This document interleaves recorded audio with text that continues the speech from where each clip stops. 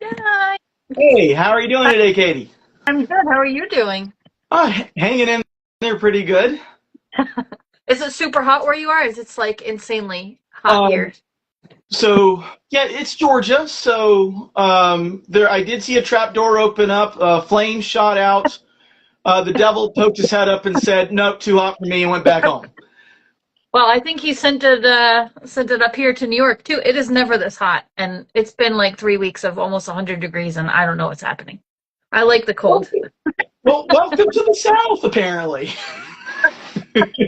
I think that's exactly what's happening. I'm really excited to have you on though because you write some really cool genres. I love the different stuff that you do, and it's really interesting the different mediums that you do too because you do, I don't know if medium is the right word, but you do novels, you do poetry, you do short stories. It's very, very cool. So I'm Yeah, kind I of think interested to eclectic hear more is a about good how word. you got into the whole slew of things. Yeah, eclectic, I think, is the right word. Oh, I'm not good with big words. I write fantasy romance. You don't have to write big words to write good books. That is fair. I like both. I like books with big words, but I don't write them because I'm really good at math and science. I'm not good at the fancy big words that aren't math or science related. Yeah, for me, I love J.R. Tolkien, who can do that kind of prose. I cannot. Um, but I admire the ambition of his imagination. So I find influence from. But his vocabulary is more than I typically use when I write. Oh, me too. What I'm dying to know is, do you approach your short stories, your poetry, and your novel writing differently, or do you have kind of the same approach when you sit down to write the three? That's a good question. So I think the best way to answer that is yes, but also no, because within each category, whether it's a novel or short story poetry, I don't approach each one the same. Yeah. I mean, the longer works tend to have, and I do say tend, to have a more planning, at least an outline of a plot and some basic understanding of the characters. Whereas short stories, I typically don't plot them out. Um, More often than not, what happens with short stories for me is I have an image or a scene in my head. Sometimes the climax, sometimes somewhere else in the story, and that's what I write to. So I'm trying to. Um, it wasn't so I started doing IG live interviews that I heard the phrase "pantser," Oh, planner with pantser. That was my first IG live interview. That vocab got thrown on me. Um, so it's not quite all the way to being a pantser, but it's fairly close when I write short stories. Um, if you're a fan of Tolkien, you might have heard him talk or read about Tolkien talking about Lord of the Rings. He talks about he didn't consider himself writing; he considered himself discovering it, and so I feel like that is a little more like what's happening in um, when I write, even when I have a plan to some extent, because I don't over plan. I try not to. I want to go where it ever takes me. And then poetry is a different ball game. yeah. Um, the so in my little poetry book, which ta-da, grain of sand, it's got 5 short little poems that were very personally were written in a 1 year of stress and kind of accidentally became a little 5 poem cycle of the stress of that year. And but the other half of the book was a narrative poem about King Arthur, called The Chains of Camelot. And Wow. that was a lot more slow going, a lot more meticulous about trying to get stanzas to sound right. So it took way long. It wasn't I have an emotion and I have to put it out on the page. It was, no, I need for this to convey very specific emotions in this particular moment of a story. And so it was kind of a nice, almost halfway between how I write short stories and how novels typically go. Interesting. I expected the short stories to be in the middle, so that's pretty interesting. Yeah, the I think because I'm willing just to go with a short, I have the image and that's the germ, and let's Yeah, just go for it. And for poems, at least the narrative poems, it there's that there, but because it needs to be working stanza by stanza, there's a little bit that's true. more planning before I write.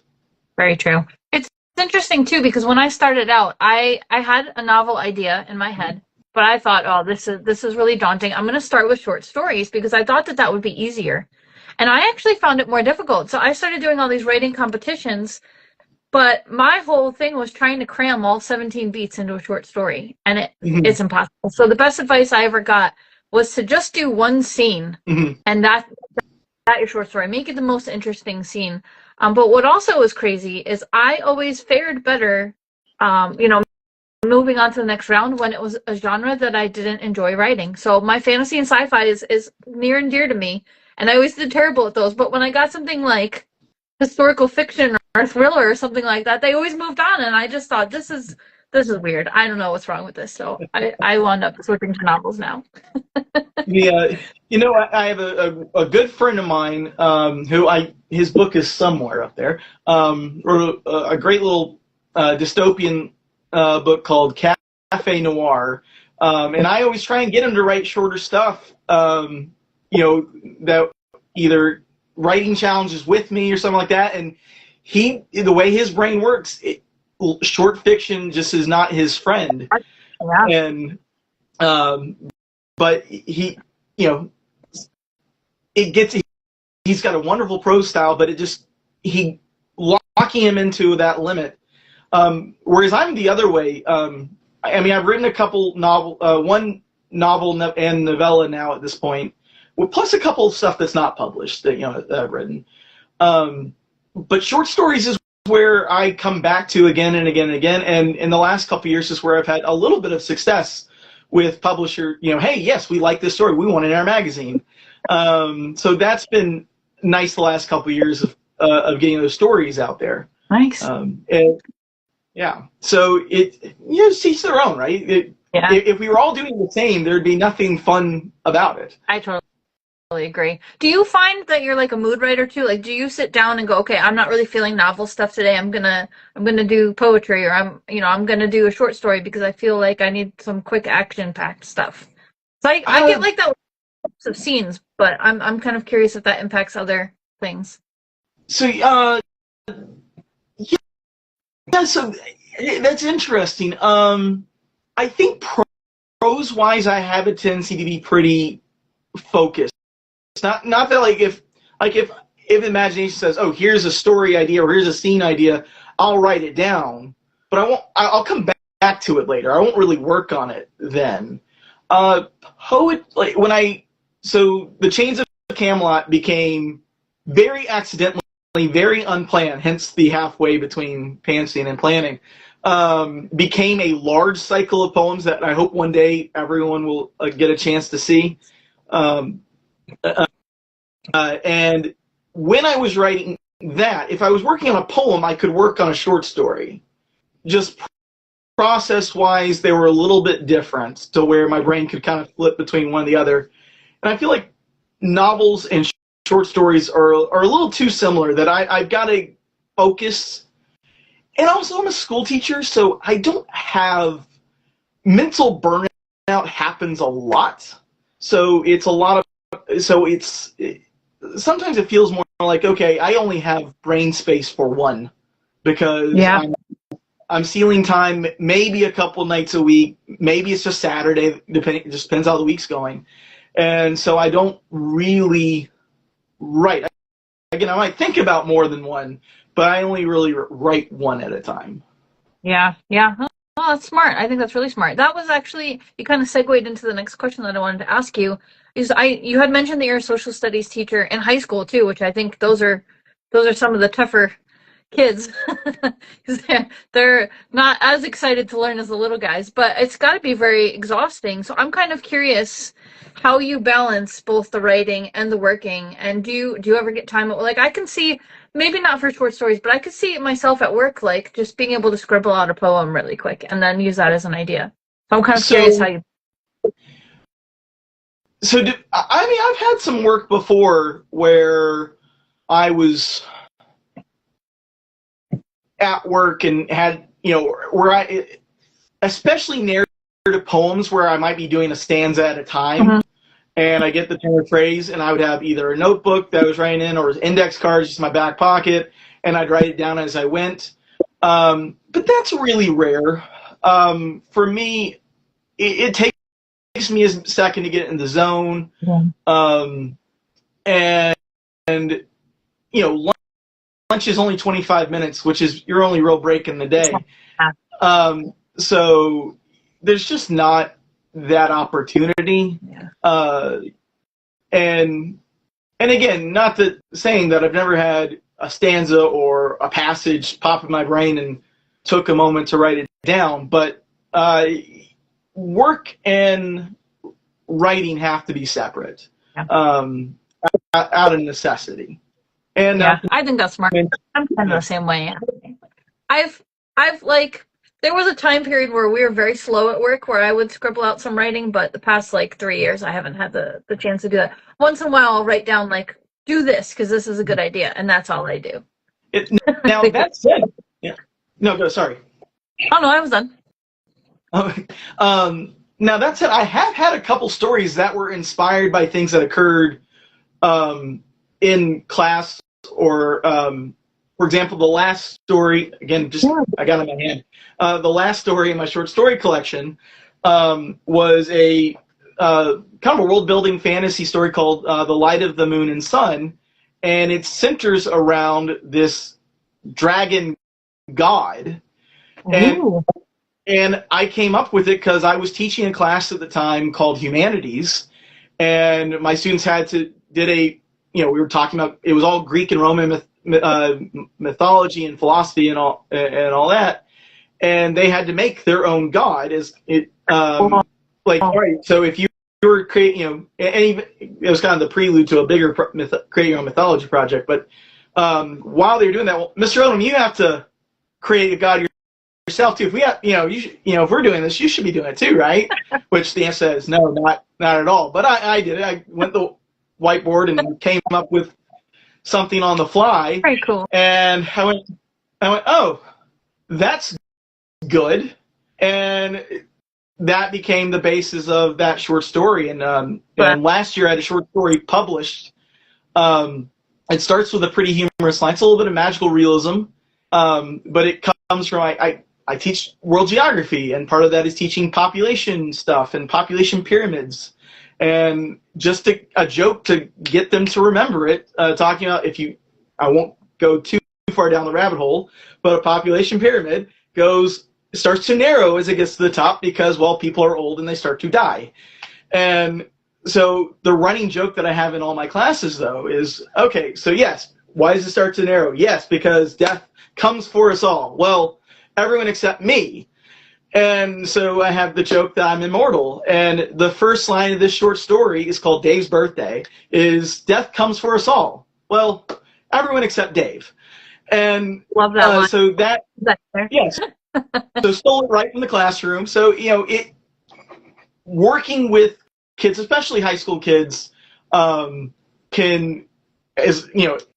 yes, there are days they can be a handful and make me want to hit my head in the wall. But, I love working because a lot of times, even when they don't mean to, they can be very creative, and you never know what's going to come out of their mouths and what will come out of my mouth in response to them. So,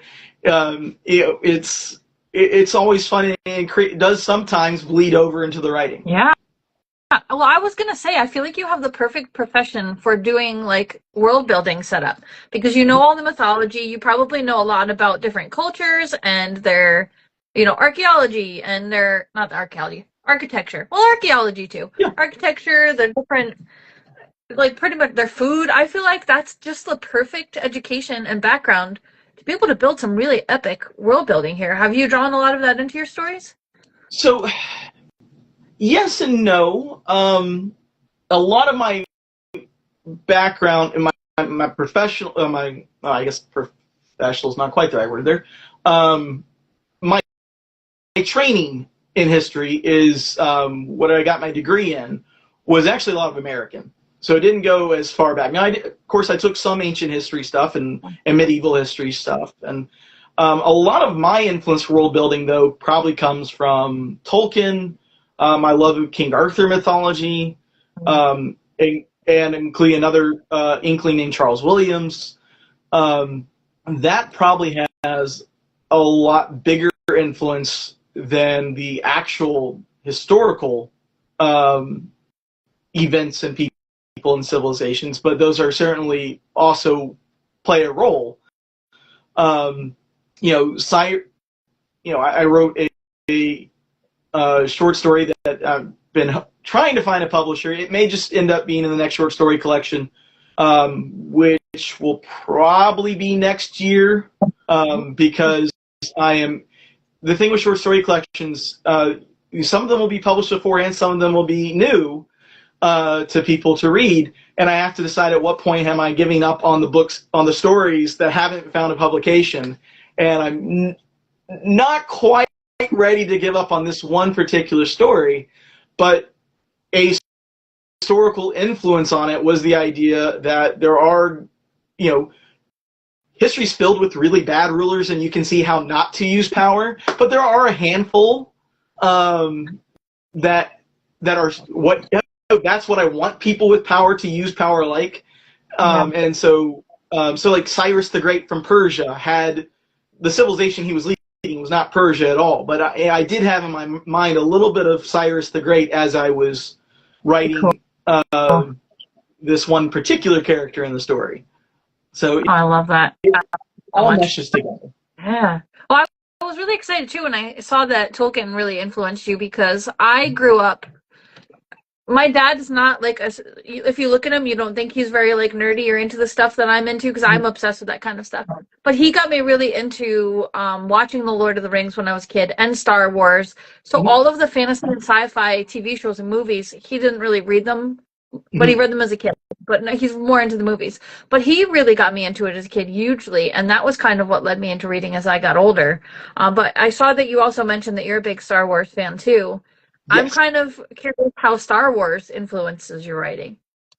So, I love Star Wars. Star Wars predates is the birth of my nerdiness. And I mean, I still know.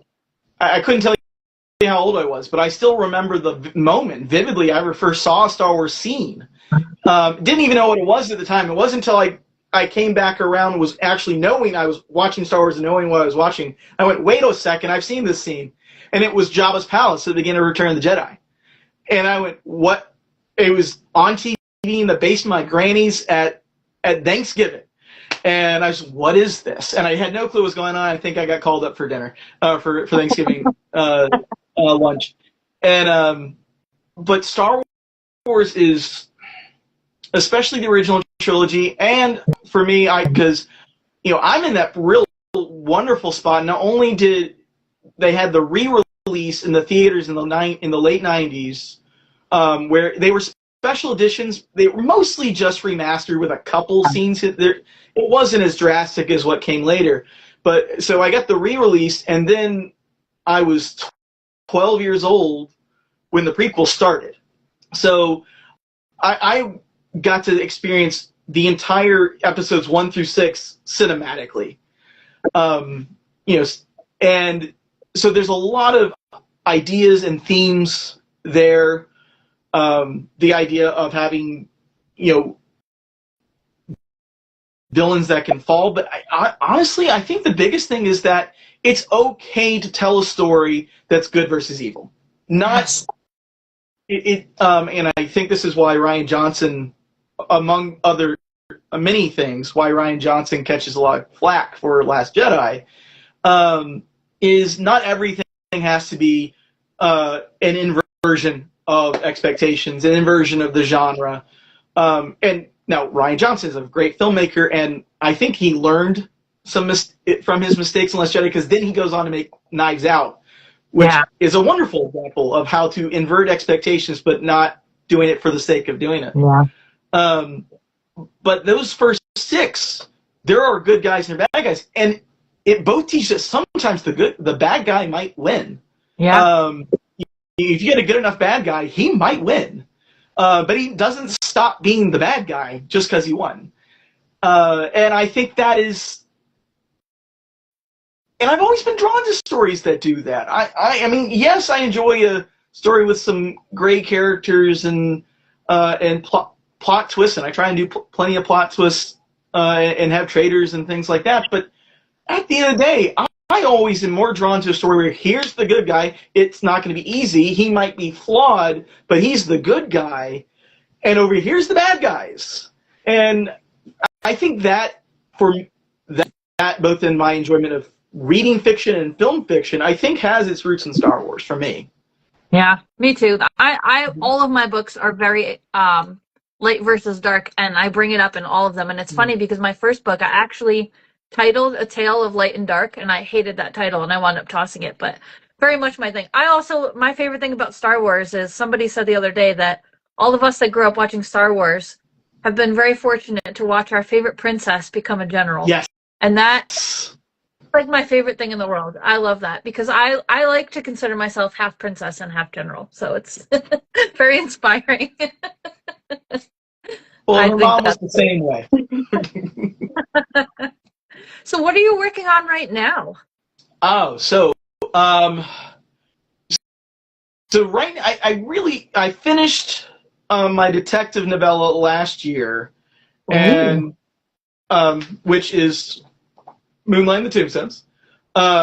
If you're if you like film noir, this will be a great book, and its creation's an interesting story.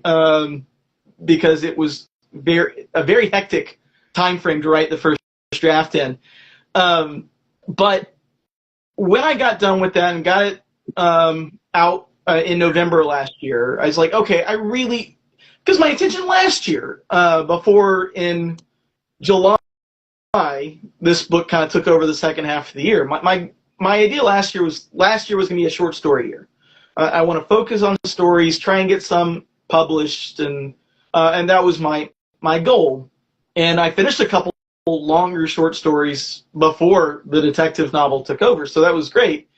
But then I got to this year, I'm like, okay, no, I want to get back to short story writing. That's what I want this year to be. And I wrote a magical realism story called Strangers in the Storm, and actually, very fortunately, that one's getting published. Typically, the issue comes out in August, so the Mythic Circle issue number, are we on 47 this year? I think it's 47 this year, which is it's the literary magazine run by the Mythpoetic Society, which is the Tolkien Society of the United States. Cool. Congratulations! So that's huge.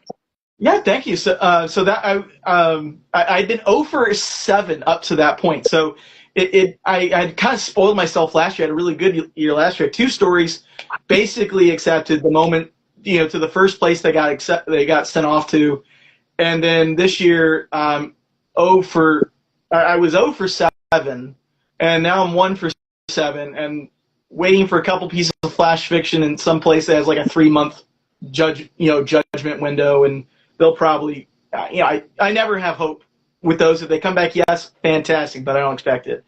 And I have another story that's out there that I have hope for. It's a sci-fi story. We won't know till September, but that's called A King of Infinite Space. So hopefully that'll get accepted. And then I just finished writing another sci-fi story called Outpost on Hudson. All my planet names when I write science fiction, they all typically take place in the same galaxy. They're not necessarily all connected, but they all take place in the same galaxy, solar system, whatever. And they all the planet names have actual human names, and I'm like Berlin and Dublin and Hudson. My brother's like, why do you keep naming the planets? It's like, Brett, they're human. Why? What else would they name them after except the places they came from? And he's like, all right, fair enough. Hudson, and I got excited because I live right near the Hudson River, so I was like, ooh. There you go. So that so that one has to go, is now.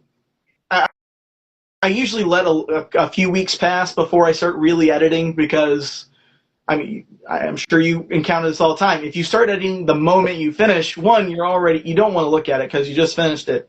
And two, you know what you read. Of course it's perfect. Yep. So you miss every grammar mistake and spelling mistake there is in there. And then someone else sends it back to you. I'm like, oh, I missed everything. I'm very fortunate. I'm terrible. I'm good at math and science. I'm terrible with grammar and spelling and punctuation. My editors are worth every penny, and I make them work for it. But I love them. I'm an independent published author, so there's not a lot of money out there for me to give away. So I'm very fortunate. I've got some friends and a brother who are good at reading. Reading my stuff and finding the grammar mistakes and offering some suggestions. I don't know about you. I'm curious if this is just a me thing and pride, or if it's common for authors. Do you do better when someone hands you edits in writing than telling you actually verbally? Oh yeah. Well, I do. Because I'm very factual, and if it comes across as just a fact on a piece of paper, I'm okay. If I read their emotions and I read them badly, I take it badly. My brother will, on very few occasions, will offer verbal edits anymore because I get defensive. Like, no, that's of course the story. Now sometimes he'll offer stuff and I still won't take. I'm like, no, I like what I did. But I got a couple of friends. My brother is one of them, and they give very good feedback, and that's great. Always let someone else read your story before you say it's done. I'm very, very fortunate because for me, as also an indie author, I do most of the stuff on my own, but I know my skills. I know I need the editor. Right. A lot of people don't need it. I really badly need it. So I'll do my own covers in most cases. I paid for one cover. But a lot of, all the other stuff I do myself. But that's where I save my money to go because, God, it's so bad. I don't want to do that to readers. But I also wanted to ask, since we were already talking about that, what made you decide to go? I know you are trying to get some stuff through the querying process. How did you make that decision whether you were going to go indie or traditional? It's a practical consideration. I would assume that if I was an English major in college, that I might have had some interaction with people who knew what they were doing in the publishing world, with a book, whether fiction, poetry, not nonfiction, what have you. But I was a history major and a political science major. And we also had a thing called the Great Books Program. So I got to read a lot of literature, really cool literature. But that was a different context. A lot of Socratic seminar studying with that, and not a lot of composition. And so I just had, and people hand me stuff and go, like, this is Greek. Like, nothing makes sense here. I have no frame of reference. And my brother had made me this is my second book published, but it's actually the first book, because my brother who had been editing the poems for me, had, as a surprise birthday gift, made the little volume. And now eventually I wrote an introduction for it, and it's my second book. Very cool. That kind of led me to realize, that's cool. But then realizing, wait, Amazon, and I think Barnes Noble has it now too. I don't know if Barnes Noble had theirs when I started. But there was a way that if you follow their instructions, Amazon gives you all the tools. Yeah. And as long as you're willing to do the work of creating the interior, of creating your cover, and being your own editor, and as long as you're willing to do all those steps yourself, you can create your own book and then try and do what I do, which is try and push it out wherever I can. So a lot of it is just practical of not having a clue what I was doing. I mean, I've been writing, the oldest story in my short story collection was written, so that came out in 2017, so that first one was written in 2008. So that was the first time I wrote a short story I thought was good enough for other people to read, and not just juvenilia or better than juvenilia, but that was the first time I wrote something that I thought was good enough for other people to read. And I didn't know where to send them. I mean, I've only just started having success getting stories accepted in the last 3 years. Yeah. That was a long time ago, because I didn't know what I was doing, and so being an independent published author was the way, for lack of a better word, it was easier to figure out what I was doing, whereas traditional with querying and all that, and I do have some other stuff that I hope to try and query, and I may give up and go right back to independent publishing. We'll see how it goes, but it's that's how I ended up there, and I'm happy with what I've done. I'm not. I of course love to be talking about readers in much larger numbers than what I have, which is not that large a number. But I'm happy with what I've produced, and I think if people, all you listening, if you'll go out and read my books, I think you'll enjoy them as well. Yeah, and I mean, I want to put something in perspective too. I forget what the percentage is, but I think it's something along the lines of people who start writing a book, only like 0.02% of them actually publish it. Yeah. So you are a landslide ahead of everybody else. So that alone is something to be so proud of. And selling our books is really difficult. It's really difficult. So that's why I love doing this and getting the word out on other people's books, because I think that's great. I mean, personally, I kind of prefer indie published books. I think they're better quality, because the traditional always try to fit into very specific rules. I like different stuff. And here I'm able to read it. So that's why I love doing this so much. Speaking of different stuff, there's one question I want to make sure that I ask. I'm trying to find out my questions here. I went through this phase where I was obsessed with Humphrey Bogart, and I watched all of his old movies. And I saw that the book you were talking about earlier, Moonlight and the Tombstones, was inspired by the Maltese Falcon and some other stuff too. But I saw the Maltese Falcon. I was like, I have to ask about this. So I would love to hear the inspiration behind that book. So yes, I love film noir. I love classic films, and I actually very randomly got connected with the local Kiwanis Club here a couple months ago and gave a speech, and talking about inspiration. I said it's not just reading old books, reading books. Also watch old movies, especially I think classic black and white films a lot of times are much better plotted than movies today. And of course, there are movies today that are really well plotted. Don't get me wrong. Again, see Knives Out that we referenced earlier, but you had to be really well plotted, and dialogue had to be really captivating, because you didn't have the special effects at the time. So I absolutely adore black and white cinema and early color cinema, and even silent films, which is really fascinating just to watch cinema develop if you're watching that era. But Humphrey Bogart is one of my favorite actors of all time. He is. There's this one video essay I saw, and I apologize to the guy who made it because I cannot remember your YouTube channel's name right now.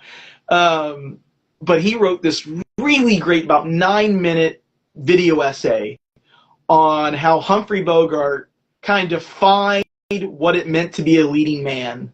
And he said, because he wasn't, he wasn't Cary Grant, he wasn't John Wayne, and yet somehow he could hold the scene.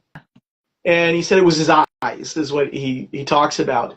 But Maltese Falcon, I remember watching Casablanca, Maltese Falcon, those very witty, but it's a dry humor. You know, now Intelligent. Maltese Falcon, Maltese Falcon has its almost own language with that rapid style of speech. But both Casablanca and film noirs in general, there's a lot of sarcasm, a lot of very dry humor, battles of wits going back and forth in a scene.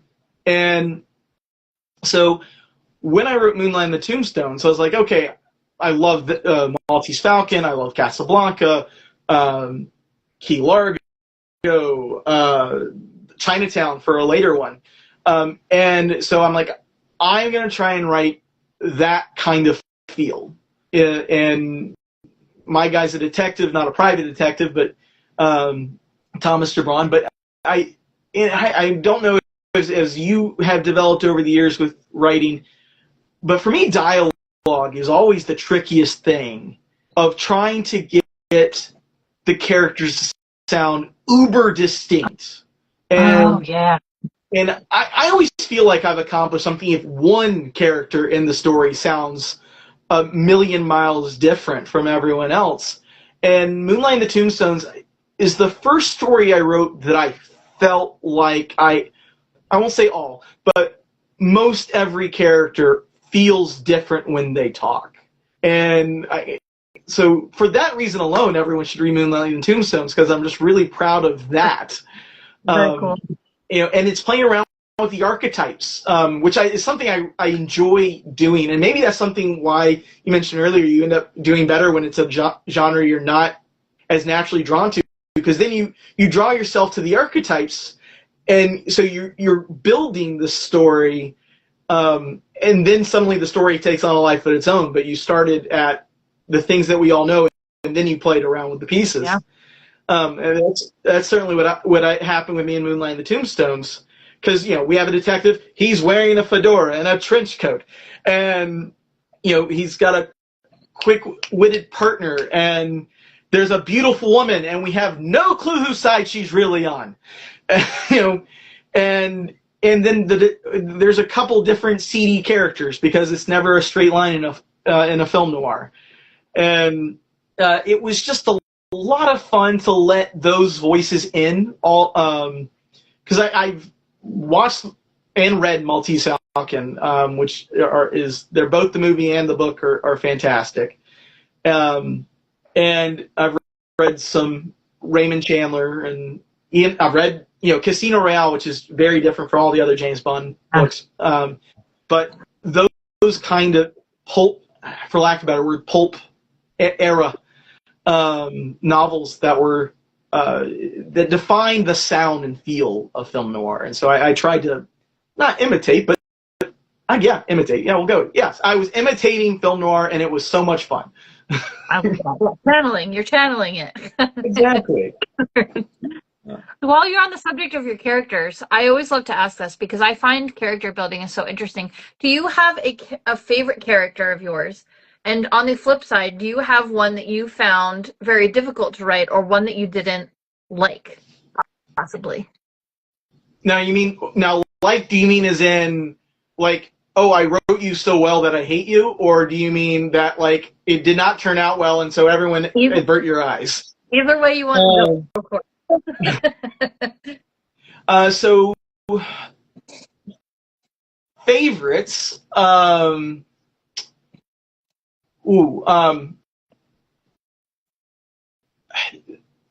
Betsy Hollingsworth in Moonlight and the Tombstone. She's my femme fatale. She was one of my favorites to write. She was a lot of fun. Made her not a seductress. She's seductive, but she's not a seductress. And found a great voice for her. And again, she kind of, you don't really know where she lands until she lands. So that was a lot of fun. I have a fantasy novel called Letters from the Frontier, and that was an epistolary novel. So I don't write a lot of first person. I have a tendency to be a lot more not omnipotent third person, very narrowly focused third person. But because it was an epistolary novel, everything was from everyone's point of view. And one character, a guy named Luke Harris, was really fun to write. One, because he went from being a playboy drunk to being this brave guy who kind of gets into the middle of situations like, no, we're going to fight to the end. And his last scene in the book, and I don't want to say why it's his last scene, you'll have to read the book to go find out, but his last scene in the book hurt. Because like I've been with you all the way this journey, and I know it, and what I'm writing to is just great, and there's no way else for this to go except for what's about to happen, and which is always fun. Like I have a detective story in my short story collection. Again, it's actually the story I mentioned was the oldest story. It's a detective story called Nasty, Brutish, and Short.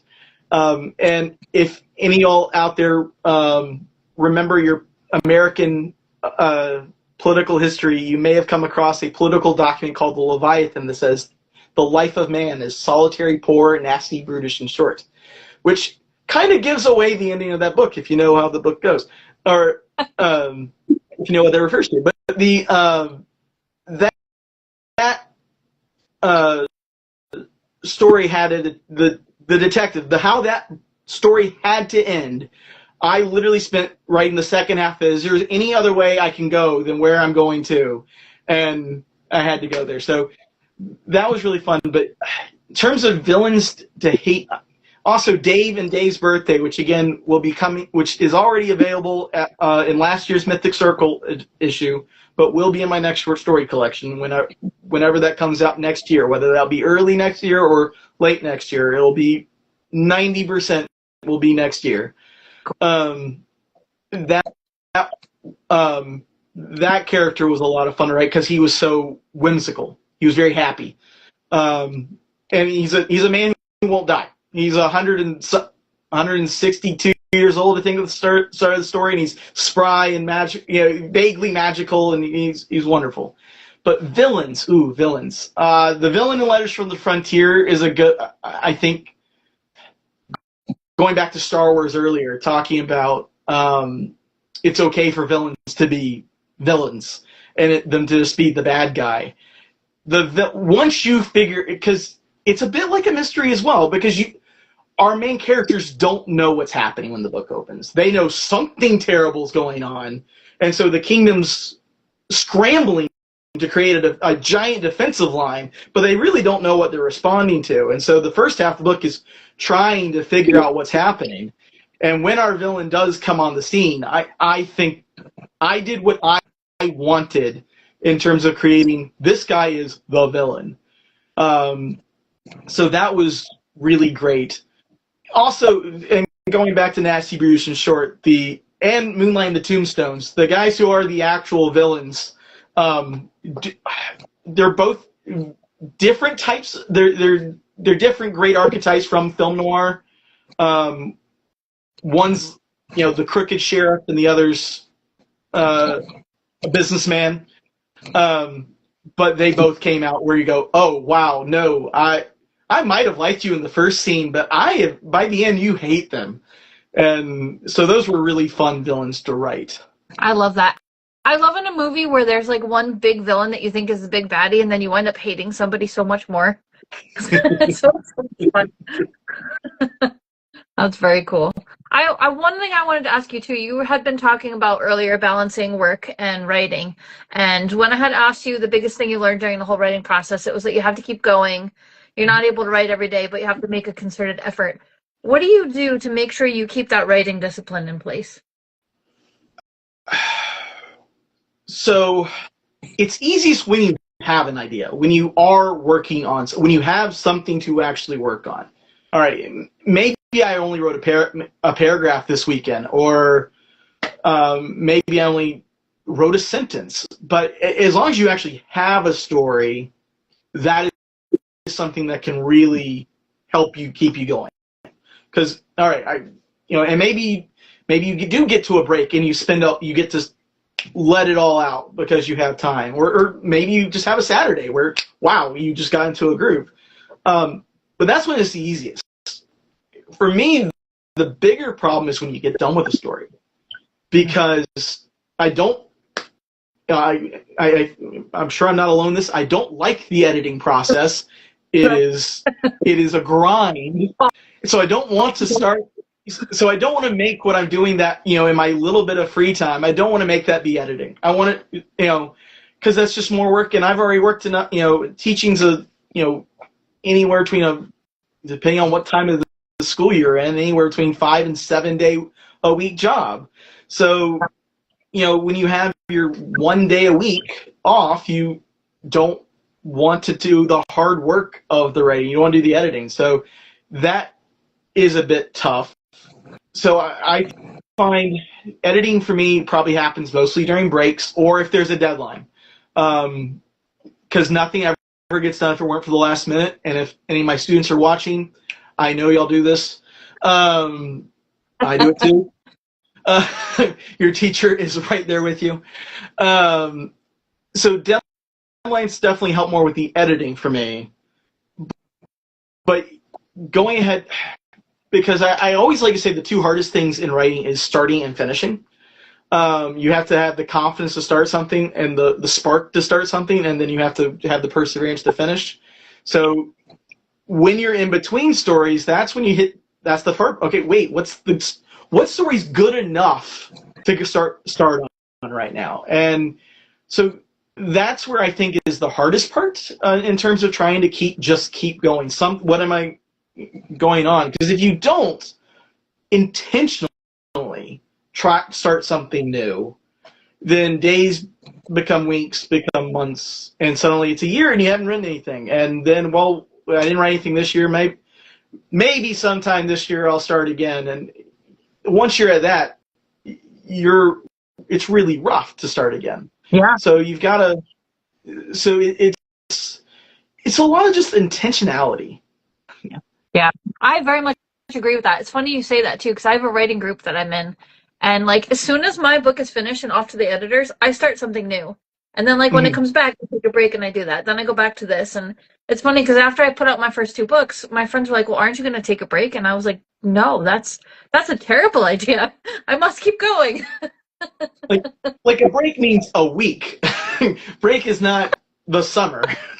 No, I don't even take a day. I have problems, but it was.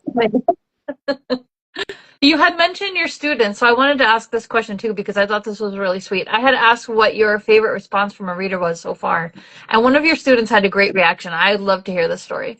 Are we talking about the one who called me over in the middle of class? Yeah. So, yes, I love to tell this story. So, this is a story. She had actually bought, because I do local, as many vendor space opportunities as I can, and my school does a vendor market as a fundraiser every year, and I buy a booth and support fine arts, and then sell as many books as I can. And one of my students had bought my short story collection, and she was bouncing around, and she was always a very quick worker, and she would work ahead, and they're working on whatever assignment was, and her hand comes up, and she just goes, "Mr. And I go, yeah, I'll leave her name off, but she goes, yeah, what's up? I said, "Sir, I read your story. I read a story in a bar, which is one of the short little stories in the collection." And oh, great. Did you like it? I was like, she just goes, I know what's why I'm laughing. Who hurt you? I mean, what? Who hurt you? Nobody. It's just a story I wrote. Mr. Odom, I've read the story. Someone hurt you.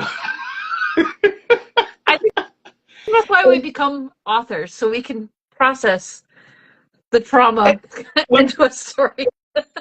It's a great it's a great story. I'll never deny that my life experiences don't bleed into my fiction, but I really don't write biographically. I'm not, Kerouac, who, all his novels were the most thinly veiled biography that he was just writing with different names. Yeah. I can't imagine doing that. Or Truman Capote, who was always famous for an insult and a wit, said, I think it was Capote, it might have been Faulkner. It's one of the two. They're both famous for just insulting people. Because that's not writing, that's typing. So Yep. I need to build and find new stuff. And if some of me ends up in somebody in the story, that's one thing, but it's not intentional. Yes. But yeah, that was one of my favorite reactions. That was great. My first book wound up being very accidentally autobiographical. I don't know how to say that word, but I didn't even get it, because after I wrote it, I'm like, this is definitely me. So I named her Kate or Catherine instead of Caitlin or Katie. So I wasn't pulling punches. It's clear that it's me, but she has a way cooler life and way worse trauma, and she gets to go to another planet. But she started. My first novel-length work, which is not published, and I think that one's going to be eternally in my back pocket for querying, for success after getting a novel mainstream queried. I think that one will eternally be in my back pocket. But the main character, his name is John, and the J in J. Brice Odom stands for John. And it's not biographical at all. It's a Southern Gothic novel. It's a guy who escaped his racist father and shows back up home because his father died. And he's the only one who's got to take over the family farm, and he's going to prove himself a better man. And the devil's in town, and nothing's simple. That's a really good pitch. I would keep that pitch. I got goosebumps, and I want to read it now. So I need to get that one. Is one that I would love to have out there, but I wanted to have the hope of more than my small audience I have now, and I'm sure all indie authors probably have those dreams of grandeur, which they're not dreams of grandeur. Dang it, it's ambition. When I started writing, I planned to have one copy on my shelf, and it's there now. That was it. That was all I was going to do. And I looked at how many book sales I had the other day, and in my head I had a number, and it was 3 times that number. So you never know. That is fantastic. To be here. I expected just that right there, and that was it. It's amazing. And I've described to people before, being an indie author is a lot of you have your tiny little bubble, and you're just constantly trying to push it out further. And which is why I love vendor spaces. In this year, most of my sales I've been very fortunate. If anyone's listening though and wants to go buy one of my books on Amazon, please do, because I haven't sold a book this month, and I am at 18 consecutive months without zero on Amazon. So not a lot of money coming through, but not zero. Not last month. I had 0 on Ingram. I had only 2 on Amazon last month. Yeah. Now I've had 2 months that because I have both my novels are on have ebooks and are on that Kindle Unlimited. So I had 2 different months where it's just because someone randomly came across it and read a few pages, and I made cents, not even $1, but it saved me from zero. It wasn't zero. But vendor spaces have been pretty kind to me. I think someone in my general level of the totem pole, I feel pretty good if I sell, 8 books or more at a vendor space. I'd love to sell more, and sometimes I have. I've had some good ones. But I usually just, especially ones that aren't in natural markets where I'm not just selling, where I'm, like the school market is my best one because I teach there, and I teach 9th graders, which means they get to know me. So so that's been a natural market for me. And other vendor spaces aren't, but they're still fun, and I get to talk with people and trying to sell pitches like I did with my unpublished one, which is called Shiloh Grove, by the way. I think it's got a great title too. But I do those little elevator pitches, and I'm so eclectic. I can kind of adjust to what's in front of me. Like trying to sell Letters from the Frontier. I'm like, oh, it's a fantasy novel. It's epistolary, so it's all told in letters. And they'll go, okay. Like, oh, but do you like Maltese Falcon and other those old classic movies? Oh, yes, I do. Well, here's the book for you now. And quality for it too definitely helps. Yeah. Get it nice and bubbly. So you're just trying, yeah, and it's like, oh, well, I don't read a lot of, I have trouble with novels, I don't have time. Well, this is short stories, just just got like 15 minutes, here you go. So you really made me want. I feel like I need a short story collection, because I have a ton of short stories. I need to do this. I love it. I love short stories, and one, because for me they're as consuming as writing a novel, because I think partially because I don't plan very much with them, you get the exploration of it, and I think the other part is it means I can finish something and go on to something completely different. I'm not stuck in somewhere. Now, that said, I've been stuck writing a story that will also be in my next short story collection, was my published. Actually, the Mythic Circle has been very good to me in the last few years. And a few years ago, they published a story called The Symphony of Rosaline. And I put that, it's a dragon fantasy story. And I think it's a very good dragon fantasy story, and there's magic and tragedy, and it's wonderful. But that story, I wrote about a little over a page, not quite a page and a half, and then got stuck. Could not figure out what was coming next. Put it down for a year, and said I'm gonna work on other stuff for the next until I can and I'll come back to it one day. And almost a year, it was almost a year to the day. I think it was just over a year, actually. Had shower thoughts, and was taking a shower. Went, wait a second, I have an idea. And started, and I had the story finished within 2 weeks. Nice. So love it. Yeah, just 2 weeks ago, I said we really need a thing for authors. It's like a waterproof whiteboard for in the shower, because I feel like that happens to all of us, and that needs to be a thing.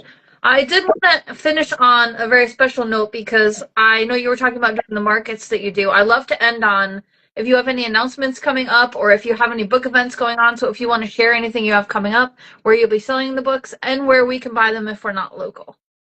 Okay.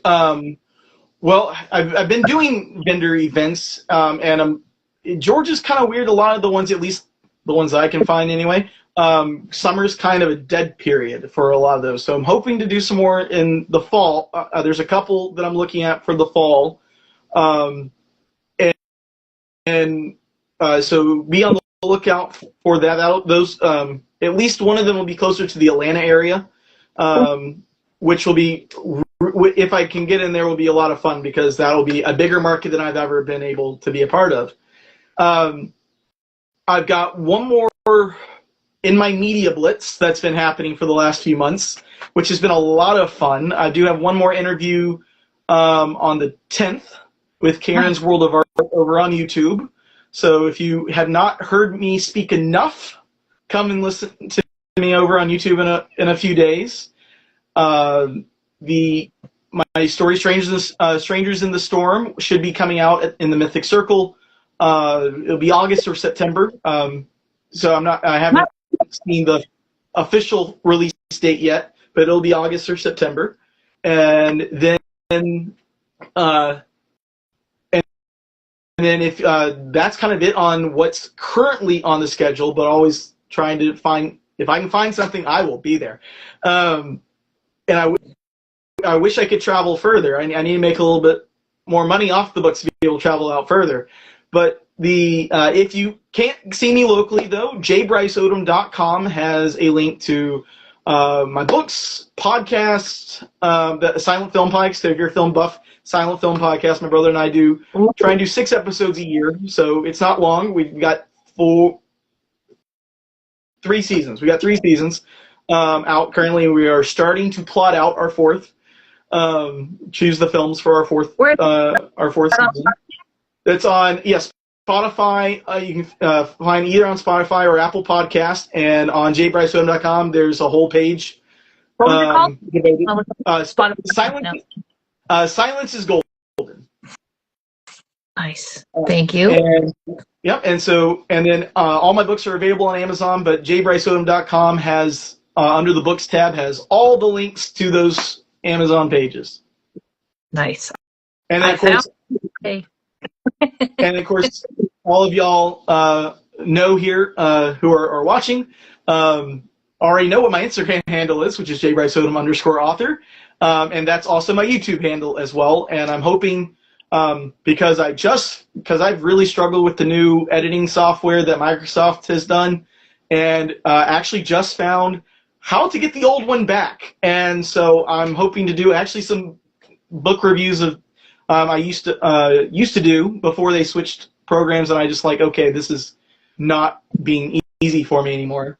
I used to do whatever books I just randomly read, which is all over the place, new and old, new and classics, and hopefully going to start trying to use my YouTube channel again a little bit more. And as I've been doing interviews, I've been able to post them to my YouTube channel as well. So that's been nice to have that kind of coming back a little bit the last few weeks. Very exciting. Well, I'm very impressed at this media blitz you're doing. I don't know how you're not asleep right now. I'd be exhausted. I do that to myself during release weeks, and then I just crash. So make sure you get a break, not a long break, just enough. I'm both a morning person and a night owl, so sleep and I have a complicated relationship. Well, I'm very honored that you joined me, and I'm very proud of you because you have at least 4 things published so far. You're still trucking along, which is amazing because it is not an easy business. You're doing amazing. So keep it up and keep up the media blitz. I'm loving watching it. And thank you again for joining me. It's a pleasure. Katie, thank you so much for having me on. It's been a pleasure. It's been a great conversation, great chat, and keep up the interviews. I've watched them as they've been going since we first talked, and good luck to you with your writing, and everyone.